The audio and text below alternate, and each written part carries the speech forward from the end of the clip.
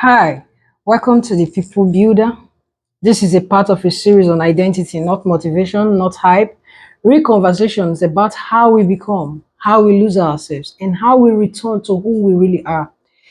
If you've ever felt tired of pretending, tired of carrying versions of yourself that were built for survival, and this series is for you.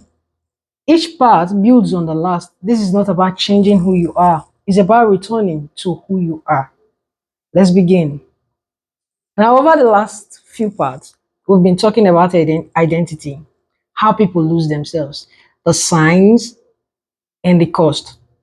If you're new here, some of these earlier parts are here as shots, but today's message stands on its own because it touches everyday life. Today, we are talking about one of the quietest traps people live with, not something dramatic, not something loud, a lie people live inside every day without even realizing it. The lie that says, this is how my life is. So today we'll be unlocking episode 5, the lie that keeps people stuck. Now, most people don't feel stuck because they are lazy. They stay stuck because they get used to a life that does not fit them. They wake up tired, not just from work, but from carrying a life that doesn't match who they are inside.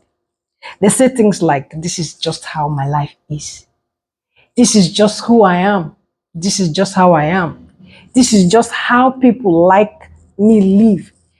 That they really mean is, what they really mean is, I got used to this. I learned to manage this. I learned how to survive this. But survival is not the same as living. Many people are not living their lives. They are managing their pain. They are managing disappointments. They are managing stress. They are managing other people's expectation. And after a while, managing becomes normal. They go to work, they don't believe in. They stay in a relationship that drains them. They carry responsibility that was never theirs. They silence themselves to avoid conflict. They delay their dreams to keep peace. Not because they don't want to more, but because wanting more feels risky.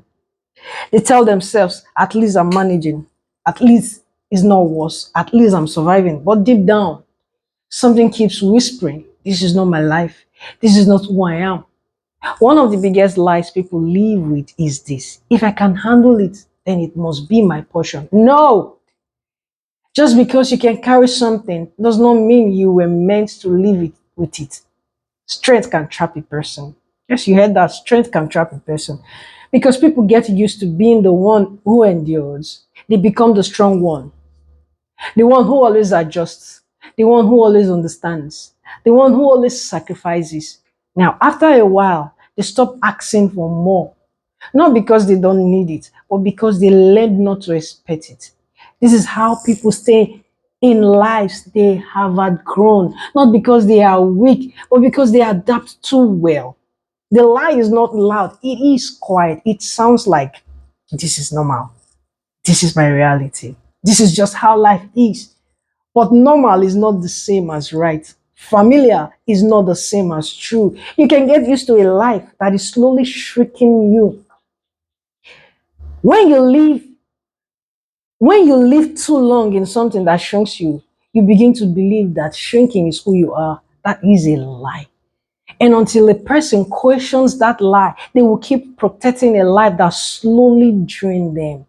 Not because they love it, but because they are afraid of what comes after it. Many people don't stay stuck because they don't want more. They stay stuck because they got used to less. They learned how to survive, but forgot how to ask for a life that fits.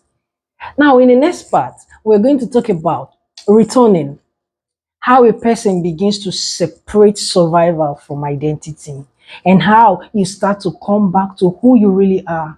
Don't rush past what this tells in you. The discomfort is not a problem, it's a signal. See you in the next one.